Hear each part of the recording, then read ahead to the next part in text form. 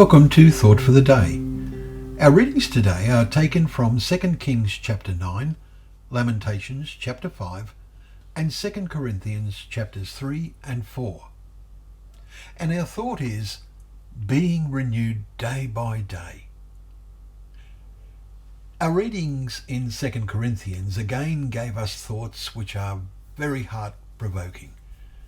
There is a danger for those, and that is most of us, who are busy earning our living in an environment which has little or no thought about God or Christ, that the attitude around us will start to soak into our way of thinking and doing. In view of this, the words of Paul today about his total commitment to God and the example this set the Corinthians are very appropriate. So that we do not lose heart, Paul writes.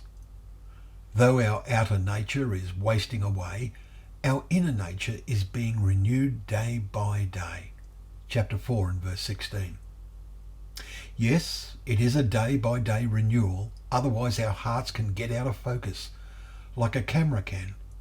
With human nature, a good focus is not automatic.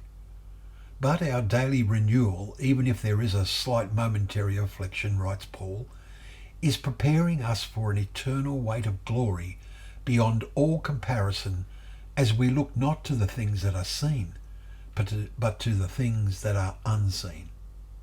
For the things that are seen are transient, but the things that are unseen are eternal.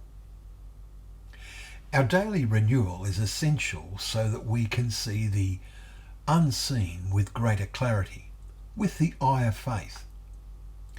What is this weight of glory? It is intriguing that Jesus used the Greek word for weight just once. In the parable about the labourers in the vineyard, the complaint of those who worked all day was that they had borne the burden of the day. Will glory be a burden? Surely not when immortal powers are possessed. But there will be weighty challenges for those reigning with Christ and who work with him to decide disputes for many people. Isaiah chapter 2 and verse 4. As we witness the impossibility of nations to decide disputes in our days, our minds struggle to grasp our potential role in the future. Maybe we can better empathise with the psalmist who wrote, I would rather be a doorkeeper in the temple of my God. Psalm 84 verse 10. In contrast to the slight affliction Paul sees the Corinthians experiencing, we have read of the burden of the affliction of Jeremiah. We completed reading his Lamentations today.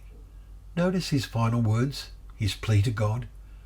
Restore us to yourself, O Lord, that we may be restored. Renew our days as of old, unless you have utterly rejected us. We know that God has not rejected his people. The present restoration of the Jews to part of their promised homeland is a great stimulus to our faith in God's plan and purpose.